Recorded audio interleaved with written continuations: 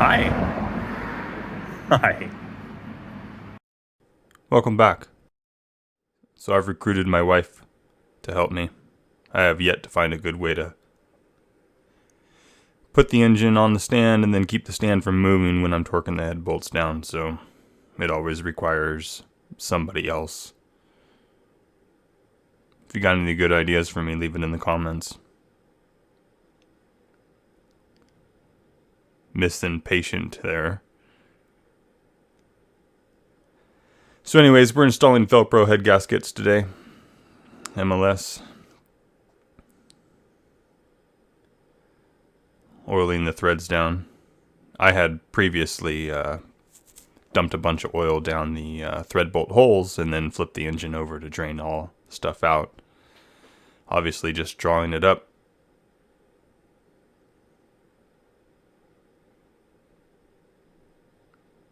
Now, I am reusing the head bolts here. And you'll see me go through the, what do they call that? The pre-stretch or pre-torque procedure. A lot of people think that you don't have to do that, and, I agree. You don't have to, but, the thing about it is with an MLS gasket is I think you want to, kind of pre-crush the gasket more than you want to stretch those head bolts or pre-stretch the head bolts. So that's what we did. We're going to pre-crush them. I always pre-crush them. And then we install them proper.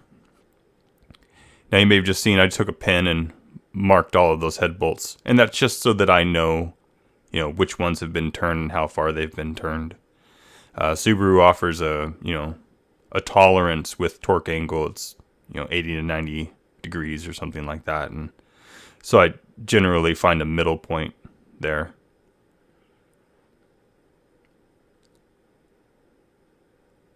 Shoot for 85 degrees or something like that.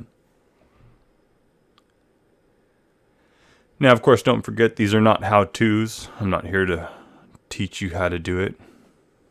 There's plenty of videos that you can find about that kind of stuff. There you just saw I filled that thing with oil, those holes with oil, and flip it upside down, drain that oil out. Now, I did have some issues with two of the head bolts creaking as I was installing them. So you'll see me back two of them out, re-oil them, and put them down. That backing them out and re-oiling it fixed one, but the other one did not. But that's why torque angle is a thing.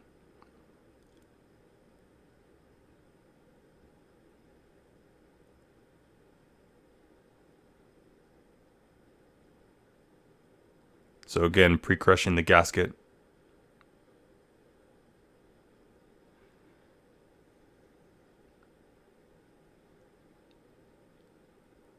Yeah, those two corners, they creaked. And the closest one to you is the one that I continue to have problems with. I was able to get a good torque on it just because torque angle. But if it was a foot-pound measurement, I would have never been able to get a proper torque on that.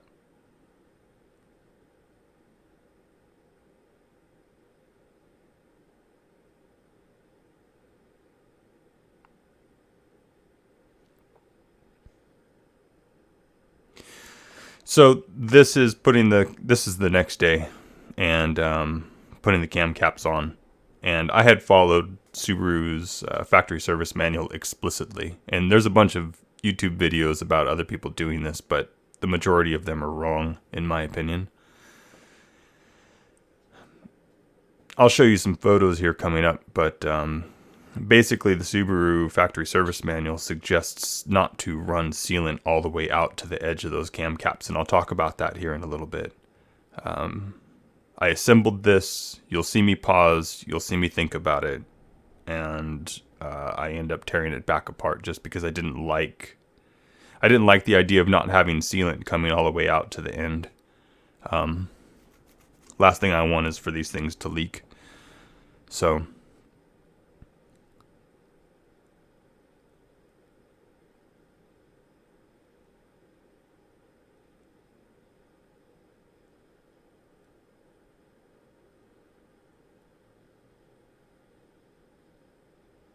These are complicated little things to put on. I mean, it doesn't really look like much, but what is it? A 12 millimeter, a 5 millimeter Allen, and a T25 or T30 or something. There's sealing washers involved. It's kind of an ordeal.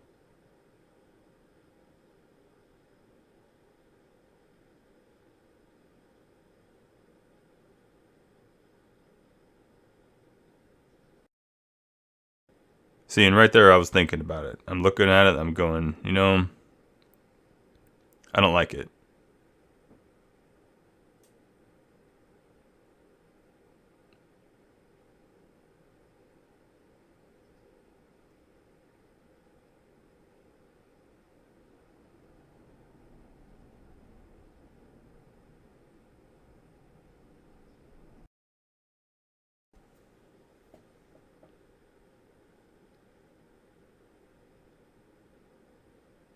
See there, I'm thinking pretty hard about it. The hamster's turning.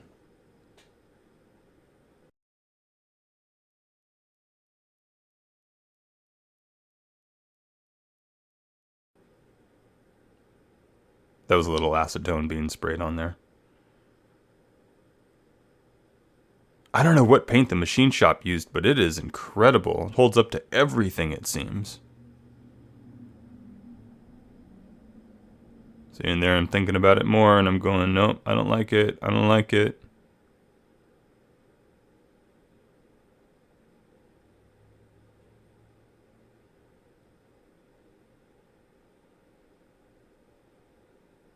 Yep, pulling it back apart.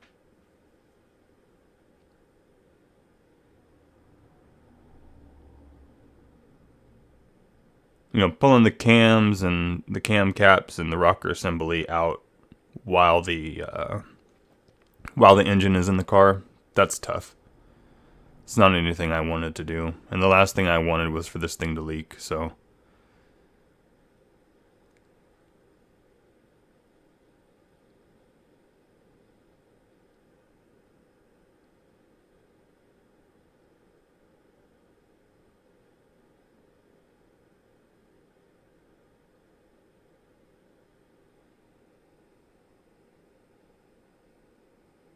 Better to get that wet sealant off now than letting it dry and then trying to peel it off or scrape it off.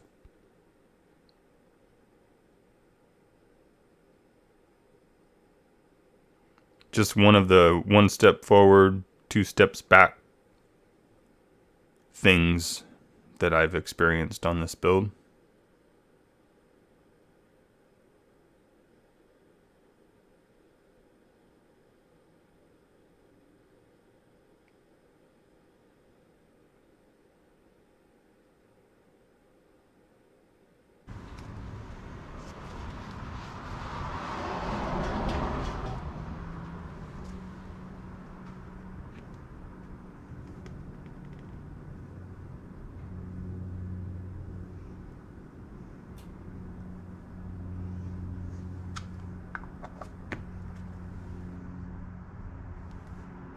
Camera angle.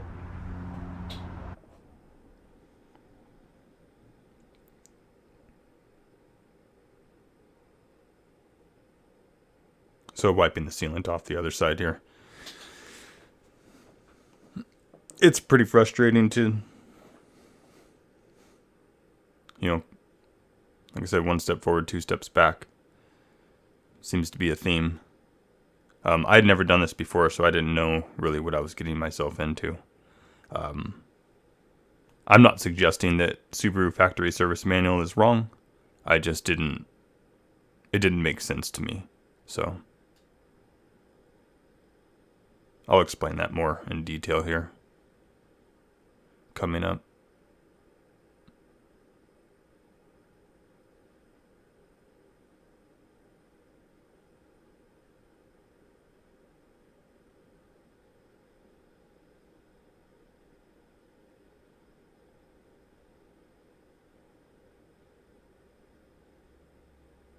So the next day, after after having given it some thought and doing a little bit of research, I decided that I should run with my gut feeling.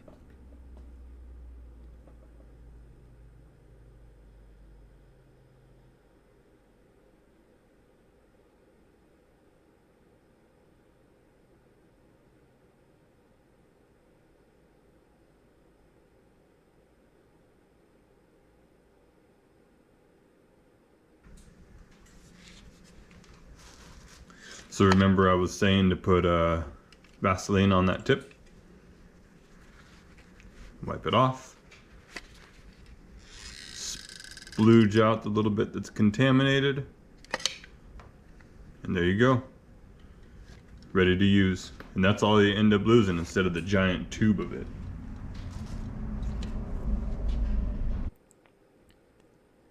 You know, and that tube of Ultra Gray there is like 2 years old or something. And I've never once put a nail into it.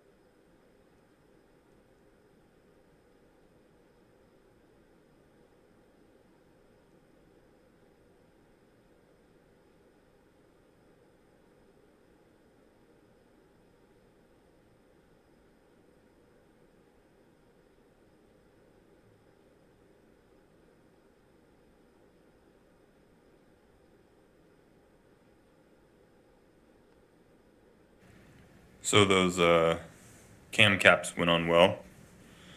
And you can see now how much extrusion there is of that sealant. And I'm confident that won't leak.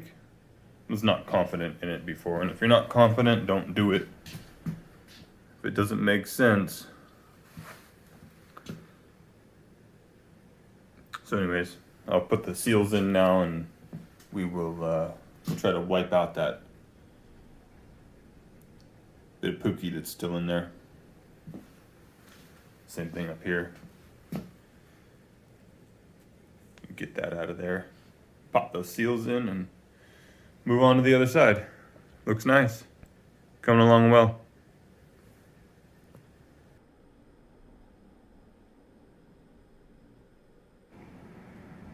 Alright, so in my infinite wisdom, you may have noticed the eagle-eyed among you that I had forgotten to install these 2 bolts. And the reason why I was holding off was I wanted to inspect these washers. I had already replaced these washers when I put the cap on, I don't know, last night and then tore it back apart. But these have a O-ring in them. They're sealing washers. And so I'd bought new ones from Subaru. And my Felpro gasket, head gasket kit came with them as well, which was a nice little bonus. So I've got extras, but I wanted to inspect the seals on these before I decided to try to reuse them. And I think I'm good with reusing them. And they look like they're in solid condition. I don't see any rips or tears or scratches or anything that would lead me to believe that they're going to leak. So we'll run them, and it should be a relatively easy repair if I have to, but I don't think I will. So, all right.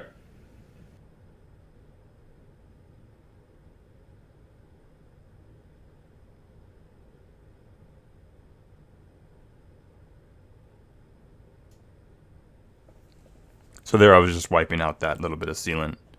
And now we're going to reinstall that rear cap and then the front seal.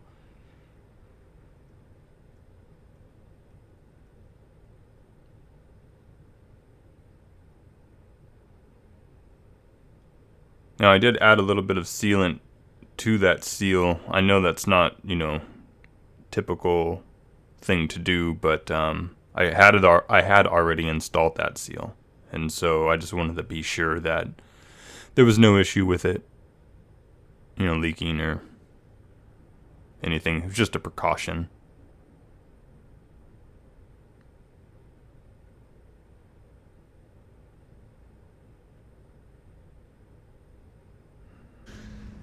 So the application of sealant along this line as Subaru specs out, and then I'll hit it with dry erase so you might be able to see it, and then taking it all the way out to that edge,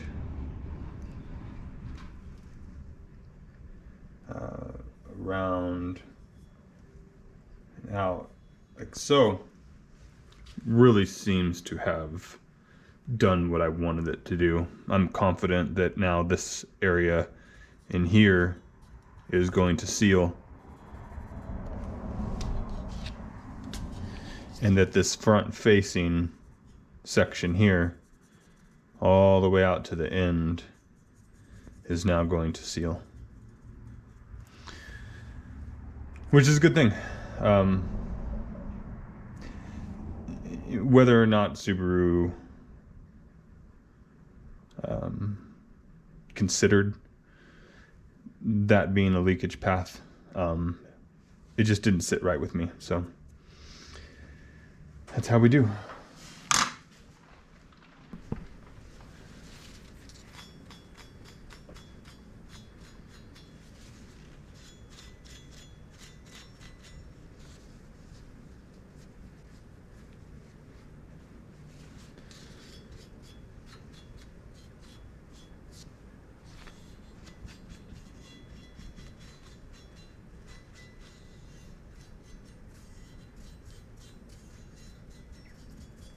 Now, I'd already cleaned this up, but it's prudent to do it again, just in case. May as well. Takes like no amount of time to do.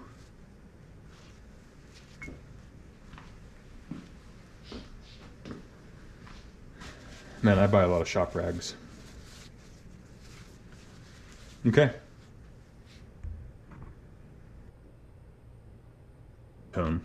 In this bottle and the spray bottle, and I use it just to degrease, but I don't know if you can see that.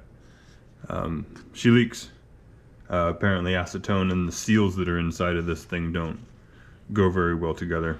I know that they make them that are acetone safe or MEK safe or whatever, but this is what I had, so this is what I'm using. That's why it's leaking all over the place. Maybe not the best thing, huh?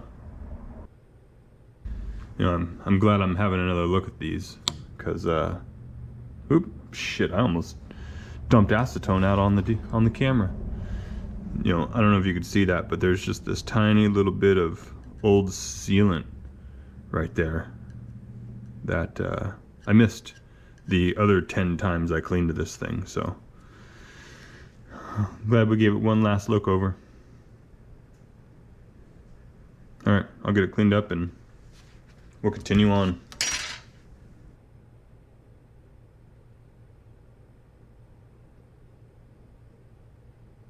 I'm running my hand across this cam shaft here. I'm just feeling the slightest little bit of, not grit, but just something that was left behind. And this is obviously a white, used to be. Here's the other half of the sheet. Used to be a white Brillo pad, or I don't know what they're called, Scotch-Brite. And I'm just very lightly going over, just trying to polish that up.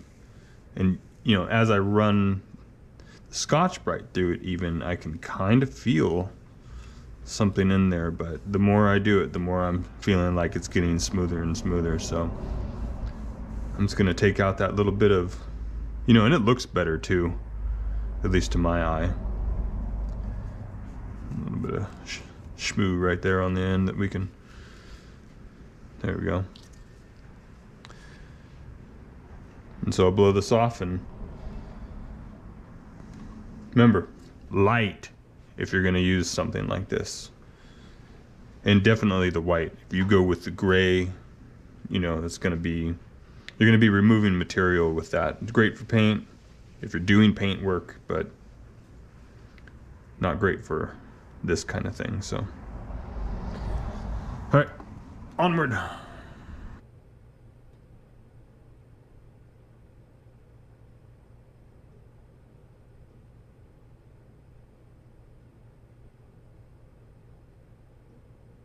So I'm trying out a feature on my GoPro called Time Warp. And basically, I'm trying to do a good portion of my editing in camera since A, it's easier than doing it here in post, and B, the file sizes are much smaller. And Time Warp is great because basically I'm making a video that's already sped up, but then in camera I'm bringing it back to real speed to show you what I want.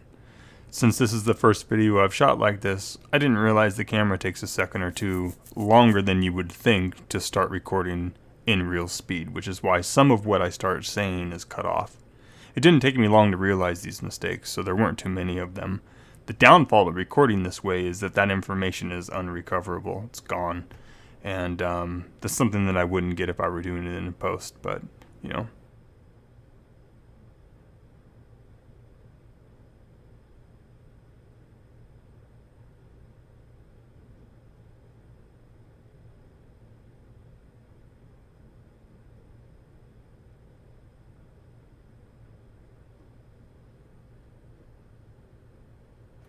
You want to hear something stupid that I like to do?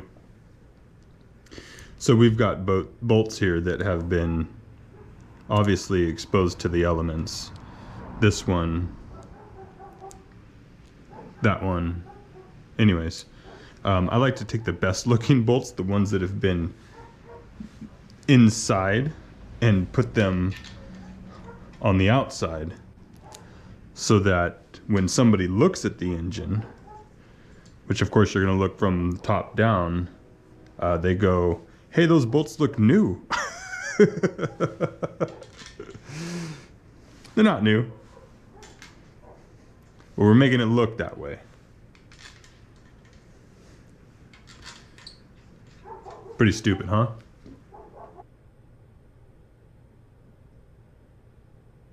Swap those two over because this one looks better than this one, at least to my eye. So we're going to put the better looking one in the front instead of having it in the rear where nobody's going to see it.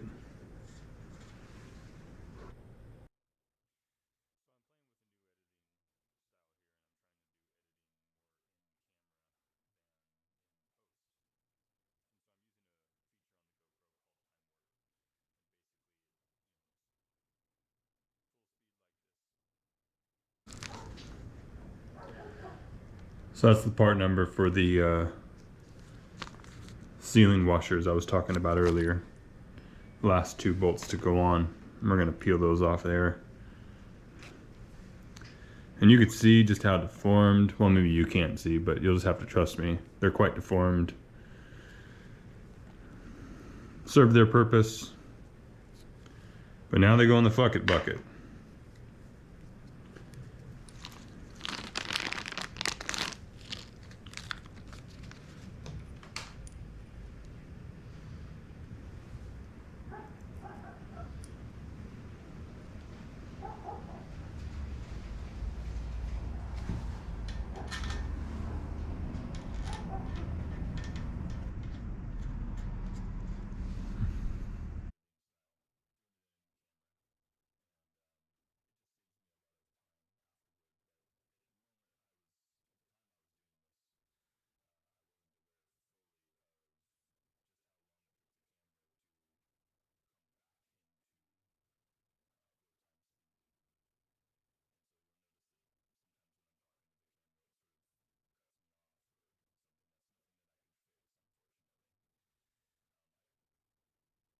So in order to install that rear cam cap, I took this Harbor Freight hole saw.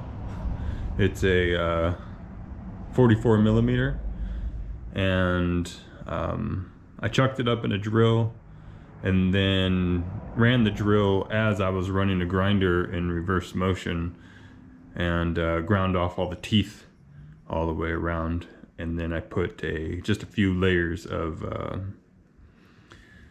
electrical tape on there just to protect that edge so that it doesn't bash the shit out of that seal. And works good. I have another one too, hold on.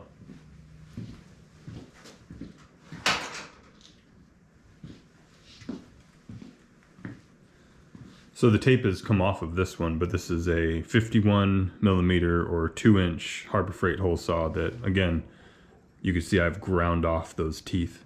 And this is the axle seal for the 5-speed transmission, front axles, and works great. I mean, these Harbor Freight hole saws are junk anyways, so it's like one-time use. And actually, I'm not even sure I used these. I think I just found that they were the right size and went, Thanks for watching. Stick around. So we're going to, what I did. Anyways. We're going to be assembling the rest of the engine. Coming up, we've got timing belt, we've got valve adjustment, rocker covers, etc. So stick around.